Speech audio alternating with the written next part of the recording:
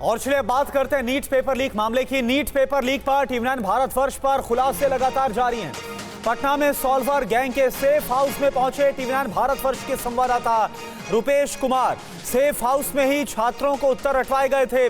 पटना में learn hostel को safe house बनाया गया।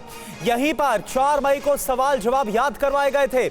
इसी हॉस्टल में 20 से 25 की संख्या में छात्र सेफ हाउस लाए गए थे। तो आप देखिए बकायदा उन छात्रों के नाम और जानकारी भी इस वक्त हम आपको दिखा रहे हैं जो 20 से 25 छात्र यहां पर लाए गए थे सेफ हाउस में, और यहीं पर तमाम जो प्रश्न पत्र है उनको रटवा दिया गया था। टीवी9 भारतवर्ष ने वो हर एक जगह दिखलाई है जहां पर ये पूरा कांड हुआ है, जहां पर पूरी साजिश रची गई, जहां पर छात्रों को रखा गया, जिसे सेफ हाउस कहा गया, जो एनएच का जो गेस्ट हाउस था, जहां पर पूरा कनेक्शन टीवी9 भारतवर्ष ने खुलासा किया। और टीवी9 भारतवर्ष ही वो पहला चैनल है जो सिर्फ जिक्र में जिसकी चर्चा हुई कि लर्न प्ले स्कूल, जो सेफ हाउस जिसे नाम दिया गया, कि यहीं पर 4 और 5 मई की रात को यहाँ पर 20 से 25 छात्रों को यहाँ पर रखा गया। यहीं पर उन्हें प्रश्न पत्र दिए गए, यहीं पे आंसर दिया गया और यहीं पर पूरी रात जिन्हें रटवाया गया। और यहीं से चिंटू पिंटू ने सबसे पहले चिंटू के मोबाइल पर, उसके व्हाट्सएप पर यहाँ पर आया था और यहीं प्रिंट निकाल कर पूरा इलाका एक बार आपको दिखलाते हैं कि कितना वीरान ये इलाका है। सड़कें तक नहीं है।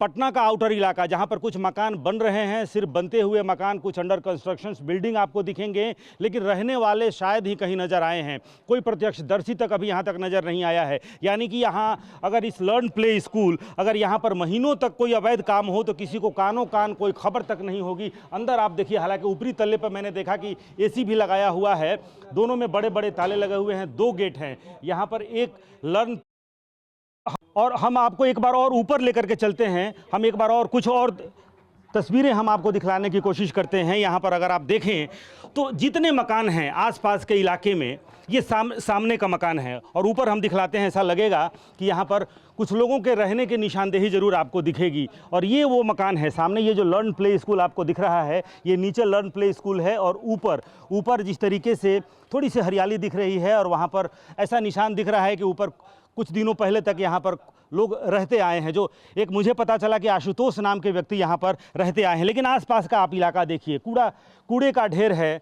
और पूरा वीरान, खाली ज़मीनें हैं। कुछ दूर पर आप देखेंगे तो कुछ मकान वहाँ पर बनते हुए आपको दिखलाई देंगे। यानी कि एक तरह से जिसे सेफ हाउस कहा जा रहा है, ये जो अवैध काम करने वाले लोग हैं उनके लिए बिल्कुल मुफीद जगह है, मुफीद माहौल है उनके लिए। ना आसपास कहीं ज़्यादा आबादी है, ना ज़्यादा लोग हैं। आप सामने भी ये मकान देखिए, सिर्फ ये मकान बन ही रहा है।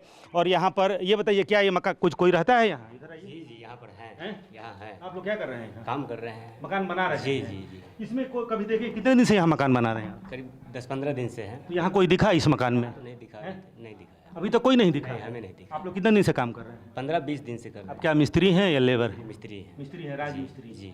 तो यहाँ किसी को देखा नहीं? नहीं, हमने नहीं देखा है। तो ये 15 दिन से ये राजमिस्त्री इस मकान में यहाँ पे काम कर रहे हैं, लेकिन किसी व्यक्ति को यहाँ पर नहीं देखा है।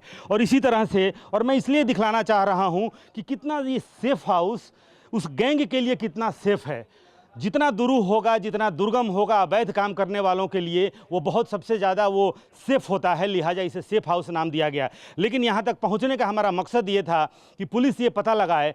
सिर्फ पूछताछ के क्रम में इस लर्न प्ले स्कूल का जिक्र तो ज़रूर आया है, लेकिन पुलिस ये पता लगाए कि क्या सिर्फ नीट पेपर लीक के मामले में ही इसका इस्तेमाल हुआ है, या फिर ये जो सॉल्वर गैंग है, ये गैंग और भी जो पेपर लीक हुए हैं जिनका लिंक जुड़ा है पटना से, क्या उसका इस्तेमाल, क्या इस सेफ हाउस का इस्तेमाल, क्या इस learn play school, learn boys hostel का इस्तेमाल पहले भी होता आ रहा है। ये तमाम बहुत अहम बातें हैं जो पुलिस के लिए भी, और पुलिस जो कड़ियों से एक कड़ियों को जोड़ करके आगे बढ़ रही, इतने बड़े खुलासे हो रहे हैं। झारखंड से एक मिस्टीरियस कॉल आता है और उस कॉल के आधार पर झारखंड नंबर की एक डस्टर गाड़ी की पहचान की जाती है और उसके बाद से उसी कड़ी को जोड़ते हुए ये इतना बड़ा खुलासा होता है।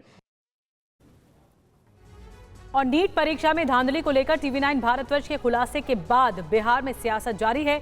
आरजेडी नेता तेजस्वी यादव के PS का नाम सामने आने के बाद बीजेपी हमलावर है।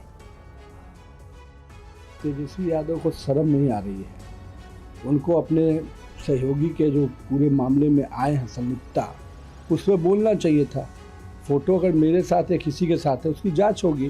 पर आपके पीएन ने तो डायरेक्ट फ़ोन करके उन पेपर लीक करने वाले लोगों को संरक्षण दिया, कोऑर्डिनेट कराया, और आपने ही के समय में जो अभियंता को बढ़िया से बुला कर अपने यहाँ अलग अलग जवाबदेही दिया गया।